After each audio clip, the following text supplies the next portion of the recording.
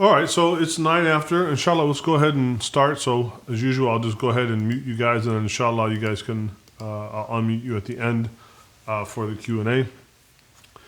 إن الحمد لله وحده والصلوات والسلامه على رسوله المصطفى وعلى آله وصحبه ومن والاه وبعد. So I wanted to share something from the 18th Juz of the Qur'an, which begins with the 23rd chapter of the Qur'an, Sūrah al-Mu'minun, right? The chapter named after the believers. And it's actually, before we even get into the metan or the text of this surah, it is an honor for Allah to title, essentially, and designate the name of a chapter of the Qur'an about a classification of His ibad, right? So if we wind up falling into this classification, inshallah, when we are all believers, then this is actually a great honor that Allah has bestowed upon us to be included in this group known as Al-Mu'minun. And in fact, as Sa'adi opens up in his tafsir by saying, هَذَا تَنْوِيعٌ مِّنَ اللَّهِ, right? That this basically, this is a praise and a commending of His ibad, بِذِكْرِ عِبَادِهِ الْمُؤْمِنِينَ, by the mentioning and of his ibad who are believers. So he separates that there is a person who is an abd, and everybody in some sense is abd, right? But then there's a higher classification of abd or ibad, and that is al-mu'minun, right? The believer. So Allah begins this chapter by saying, Bismillah ar-Rahman ar-Rahim, قَدْ أَفْلَحَ الْمُؤْمِنُونَ الَّذِينَ هُمْ فِي صَلَاتِهِمْ خَاشِعُونَ. قَدْ أَفْلَحَ الْمُؤْمِنُونَ. This use of qada and then the verb in the past tense means that whoever qualifies for the characteristics of being a believer, they have attained success. They have iflah, right? They have success. قَدْ أَفْلَحَ الْمُؤْمِنُونَ. And it's interesting that, of course, for a person to be a mu'min, then you have to what? You have to have iman billah, belief in Allah, wa yawm al-akhir, in the last day, wal malaika, right, in the angels, wal ghaib, wal rusul, wal kutub, right, all these things, in the angels, the messengers, and so on and so on. But all of that belief has to be demonstrated. And this is what trips up some people sometimes, is that, well, I believe in God, but why do I have to do it a certain kind of way? And the assumption that many people, right, the assumption that many people falsely have is that God is not too particular about how He is worshipped as long as He is worshipped. Or He's not too particular about how He is loved, only that He is loved. This is a great mistake. And that Allah is very particular about how He is loved and is very particular about how He is worshipped. And it is only that classification of person that will really be bestowed with this moniker of mu'min, of believer. And therefore, the first thing that comes after saying that the believers are successful, Allah again gives a definition of, well, what is this kind of believer? What constitutes the believer? And what is the methodology of their success? الَّذِينَ هُمْ فِي صَلَاتِهِمْ خَاشِعُونَ. They're the ones that when it comes to their salah, they have khushu', they have focus.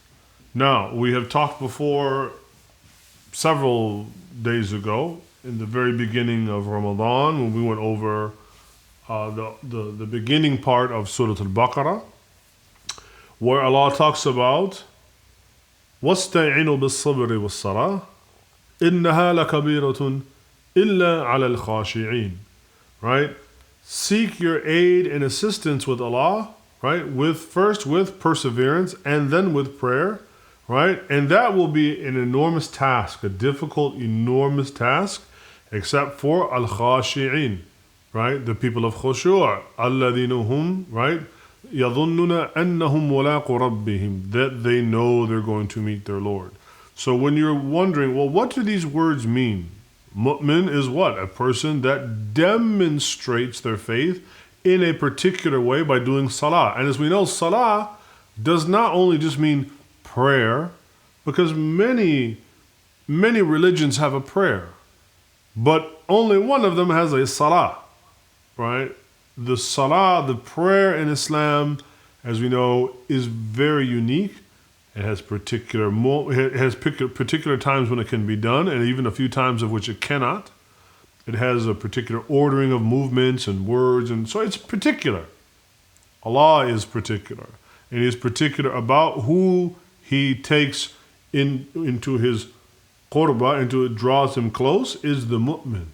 Not just simply the abd, but the mu'min.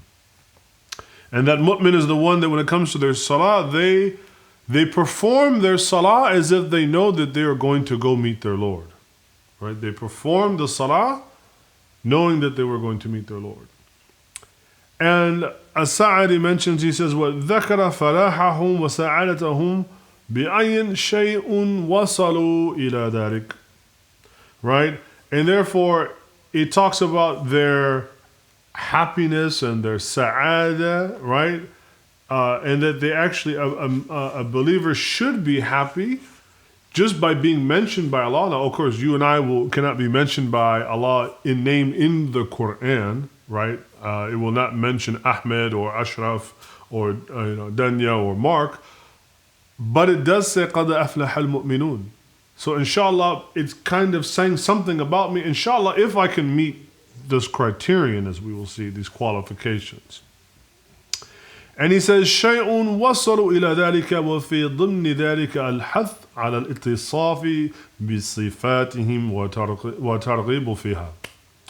And he says that when it comes to this, we should understand this list of qualities that Allah is about to describe, that we should want to acquire them. Right? So it's not just only that this is a special group of mu'minun that I cannot be a part of. So Allah is like telling us about some wonderful group of people just as like khabar, like as information. But no, it's meant that what we should وَصَلُوا إِلَى ذَلِكَ وَفِي ضِمْنِ ذَلِكَ الْحَثُّ عَلَى اِتِّصَافِ بِصِفَاتِهِمْ وَالتَّرْغِيبُ فِيهَا. We should want to acquire these attributes. Right? The first one we've got to is, of course, being a mu'min. The second one is what? Having that khushu', having that focus in the salah, as if we know in our minds and our hearts we are going to go and meet Allah. We should want to acquire them, right? Or we should know what those sifat are and what targhibu fiha. We should have the desire, right, to acquire them.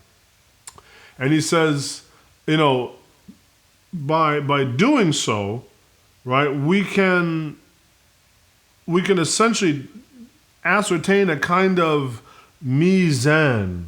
He says, فَلْيَزْنُ الْعَبْدُ نَفْسُهُ وَغَيْرُهُ عَلَى هَذِهِ الْآيَاتِ. Therefore, we should look at these verses and then look at ourselves and how do we fall in the balance? Am I the kind of person that has khushu' in his salah or not? Or as we'll see in some of the other verses, right? As Allah says, what? وَالَّذِينَ هُمْ عَنِ اللَّغْوِ مُعْرِضُونَ. So not only are they the people who are very focused in their prayer, right? But then when it comes to vain speech that has no nafi', has no benefit, it's coarse, it's vulgar, it has no benefit whatsoever, they turn away. Now it's funny because in other parts of the Qur'an, as we actually talked last night, the mu'ridun are sometimes kafirun, those people that turn away from the revelation of Allah. But the mu'min, who is the opposite of the kafir, he also turns away, but his turning away is, instead of turning away from the dunya to Allah, right? We turn away, the kafir turns away from Allah to the dunya. The mu'min turns away from the dunya to Allah, right? So you will see sometimes how these are juxtaposed to one another, these qualities that this is why Allah says that, la yastawi, right? The mu'min and the kafir, they cannot be the same, right? They cannot be the same. We may do a similar action. We may be mu'arad, but we are mu'arad min al-laghu or min al-shar. We turn away from those bad things, and inshallah, natub ila rabbina. We turn to Allah, right? وَالَّذِينَ هُمْ لِلزَّكَاةِ what? فَاعِلُونَ. And when it comes to the zakah, right? And here the word zakah, it implies both the rukn of Islam, the pillar of Islam, and it also encompasses the more broader understanding of sadaqah, of just general charity. And when it comes to this, they are fa'ilun, fa'il, right? They get it done, as we would say today, right? They are doers. They are not people, the believer is not a person of theoretical abstractions, right? The believer is not a person of theoretical or theological abstractions, but rather the believer is a person of decisive action who prays understanding that he will meet his Lord, who understands that his Lord can either be pleased with him or displeased with him, and therefore, depending on what it is, he either turns towards it or turns away from it. In what the ayah says, allahu, like some kind of vain or coarse speech, he turns away from it because he's aware that Allah may be displeased with him, but is also aware that in turning away from it, Allah will be pleased with him. So he gains, right? It's not only a negative; he actually gains something positive and to do this, right? And then what? وَالَّذِينَ هُمْ لِلزَّكَاةِ فَاعِلُونَ. And when it comes to purifying their wealth and giving it away to people that they may have no relation to, right? Giving it away to just a random person, al-masakin, right? Some al-fuqara, al-faqir, al-miskin. You give it away to somebody because it is their haqq, it is their right that they have over you, and you recognize that this is something that has been given to you by Allah in the first place, and therefore you are fa'il when it comes to it. You don't procrastinate, you don't put it off, you don't hedge your bets, you don't wait to see if more money comes into the account, and therefore, no, you know what? وَهُمْ لِزَكَاتِهِمْ فَاعِلٌ. They get it done. They are the people who just simply don't waste time and they don't procrastinate. وَالَّذِينَ هُمْ لِفُرُوجِهِمْ حَافِظُونَ. And when it comes to their sex life, when it comes to their passions of things that they would desire, right? When it comes to their furuj, literally, when it comes to their private parts, they are حَافِظُونَ إِلَّا عَلَىٰ أَزْوَاجِهِمْ, right? Except when it comes to those that it is permissible for them, their wives and so on, to have relations with. And what you can already begin probably to gather is that to be a mu'min, right, قَدْ أَفْلَحَ الْمُؤْمِنُونَ, to be a believer is to have a collection of behaviors and demonstrations in addition, right, to beliefs, and that beliefs require demonstration, and they require it in a particular kind of way, right? إِلَّا عَلَىٰ أَزْوَاجِهِمْ أَوْ مَا مَلَكَتْ أَيْمَانُهُمْ فَإِنَّهُمْ غَيْرُ مَلُومِينَ. I'll mention this briefly in passing. I won't spend too much on it. But for instance, in the 6th verse, Allah says, إِلَّا عَلَىٰ أَزْوَاجِهِمْ أَوْ مَا مَلَكَتْ أَيْمَانُهُمْ فَإِنَّهُمْ غَيْرُ مَلُومِينَ. some people find this verse uncomfortable because it says, okay, they protect their private parts except with their wives and those that they ma malakat aymanuhum, that which their right hands possess. Well, one, this doesn't exist in the modern world. But the pre-modern world was very different than the modern world.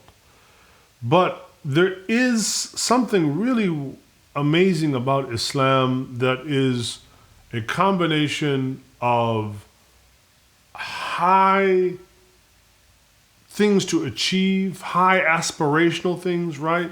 And then also things that just deal with life as it is. And I think I've always appreciated that Islam, unlike, what can I term? Unlike Christian Western civilization, that only allows for two types of relationships between man and woman: husband and wife, and fornication. That's all that there exists. Islam idealizes clearly, right? وَجَعَلْنَا مِنْكُمْ مِنْ أَنفُسِكُمْ أَزْوَاجًا, right? We created for you from yourselves azwaj. Many times in the Qur'an mentions this, right? لِتَسْكُنُوا إِلَيْهَا وَبَيْنُهَا مَوَدَّةً وَرَحْمَةً. We made you into pairs and selected for you your soulmate, or however you want to turn it, from amongst yourselves. Clearly the Qur'an puts at the top monogamy. This is pretty much the natural state that people will live in, is monogamy. But Islam also accommodates reality in that might not be applicable to some people in extraordinary times and extraordinary cases, of which it is preferable for it still to be sanctioned as legitimate in the sight of Allah, expanding the idea of zawaj, or at least permissible relationships, so that people do not have to do damage to their own souls. They don't have to go to zina. And Islam wants to bring human relationships out of the cobwebs and the dark corners, and it wants them to be front and center, right? It wants, that's why it's a sunnah when one gets married, you announce it to the community that not only you have your nikah, but you have your walima, right? Something you announce to the community so people know that you're married. Now, particularly in times of past, before modern society, undoubtedly women suffered, I think, more in the pre-modern world than they do now, and did not have the same capacity for providing for themselves or getting a job. I mean, these things in pre-modern world simply just did not exist. And Islam, in some ways, is saying it is more noble for a person to be in a polygynous marriage or polygynous relationship than it is to be alone. And I've actually known some people that's been, they were older, they were widowed or something, and they said they just wanted to have some companionship and to have the nobility to still, be in somebody's life and so on, right? So I know when sometimes people read these verses like, man, what is this saying, right? But Islam has a more broad, expansive, and practical view of the human experience than Western Christian / secular culture that wants to only have marriage, or basically you have to go out and destroy your soul and commit fornication or adultery. So as we can see in these collections of these verses, right, that being a believer is about having certain behaviors, certain habits, what we might even say embodying, right? That we have to embody our Islam, and it's something that should be lived. I'll open it up at this point. It's what, 9? Yeah, it's 9:30. So I'll open up if you guys have any questions, and if not, I'll continue on, inshallah, to the next section. And then we'll do the final Q&A, inshallah. Question. Yeah, go ahead.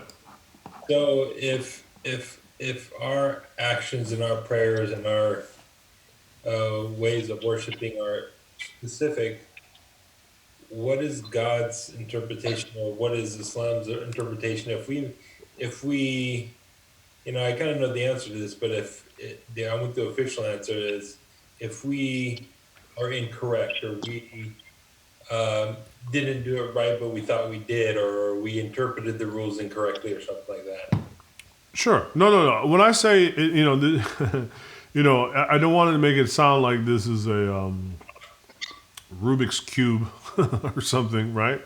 I mean, there are, like, the prayer, as we know, it's been demonstrated by the Prophet ﷺ.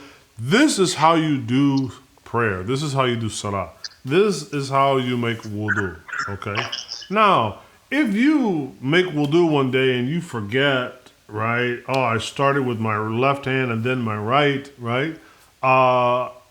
There's a difference of opinion. Either, okay, you're not held into accountable for what you are neglectful of, or you would just simply repeat it, right? Either way, there wouldn't be any sin against you. Now, if you just say, you know what, man, I just want to have my own way of making wudu, and I want to start with my left foot, then wash my head, and then, you know what, let's scrub my back or what, right?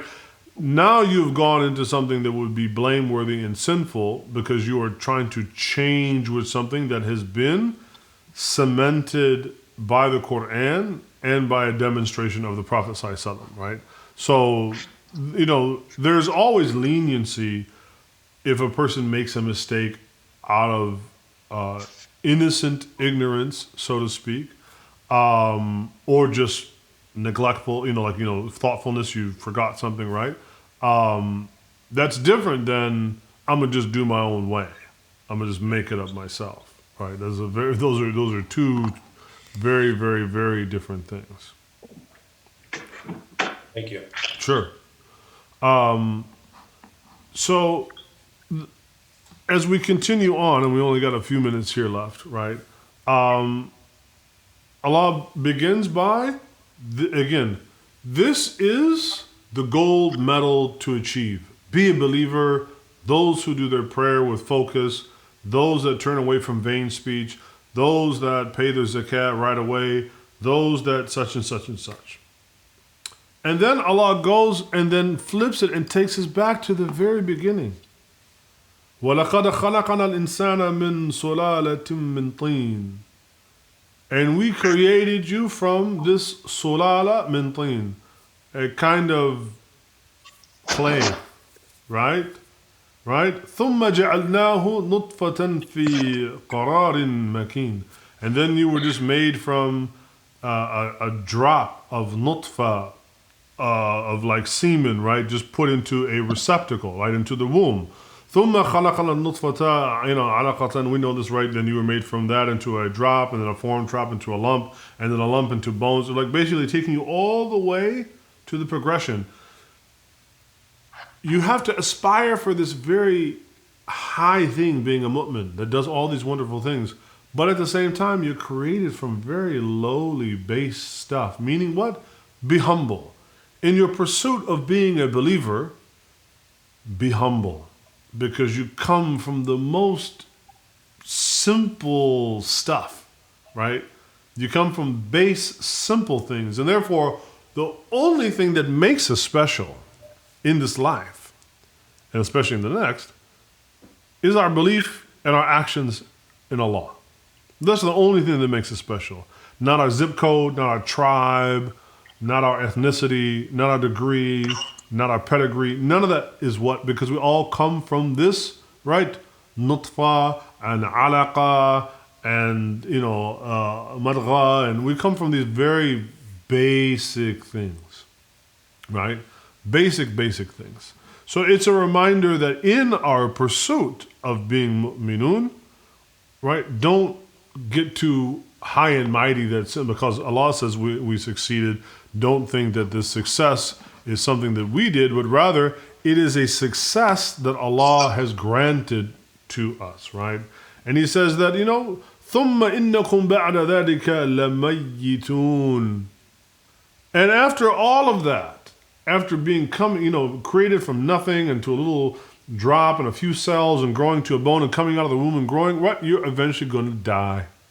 right? ثُمَّ إِنَّكُمْ يَوْمَ الْقِيَامَةِ تُبْعَثُونَ, and then you will be raised up again.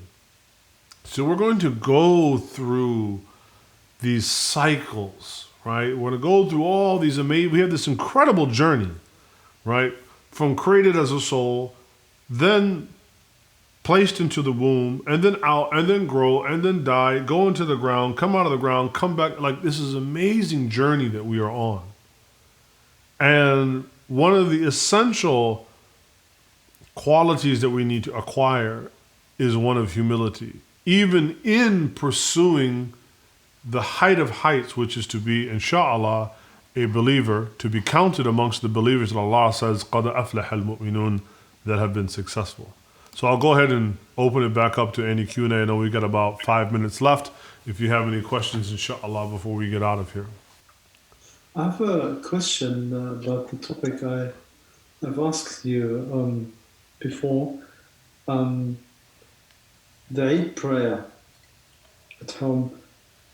Does the Eid prayer has to have Eid khutbah after the prayer? There's a dissenting opinion that it does not, but this is a very weak opinion because it's not substantiated by the action of the Prophet ﷺ, right? So the dominant opinion across the schools is yes. The only difference of opinion really is it obligatory to attend it, of which, again, the vast majority say yes, with some disagreement about the necessity for women and so on and so on. But for men, the overwhelming opinion amongst the ulama is yes, is that it is something that has to take place. And men particularly, but even for Eid, everybody is highly encouraged to attend. Inshallah. So inshallah, inshallah, nasallahu an yaj'alna wa yaj'alakum min al-mu'minin. May Allah Ta'ala, inshallah, make us and make you and those in your family and your loved ones, inshallah, from amongst the mu'minin, from the believers. وَتَقَبَّلْ مِنَّا وَاجْعَلْنَا مِنَ الَّذِينَ يَفْعَلُونَ الزَّكَاةَ, right? مُبَشِّرًا. May Allah Ta'ala make us from amongst those when it comes to the zakah, to both the pillar of Islam and to the charity to the poor and just general acts of kindness. Inshallah, nasallahu an yaj'al min al-fa'ilin. May Allah Ta'ala make us amongst those who are the doers of that and the reward, inshallah, that comes along with it. وَالصَّلَوَاتُهُ وَالسَّلَامُهُ عَلَى النَّبِيِّ الْكَرِيمِ وَعَلَى آلِهِ وَصَحْبِهِ أَجْمَعِينَ. And of course, we ask Allah to send peace, prayers, and blessings upon our beloved and noble Prophet Muhammad and upon his noble family and companions and anyone who follows him with ihsan until the end of time. Inshallah, wa jazakum Allahu khairan. Assalamu alaikum wa rahmatullahi ta'ala wa barakatuh. وعليكم السلام. وعليكم السلام. جزاك الله خير. جزاك الله خير. Thank you. Wa yakum.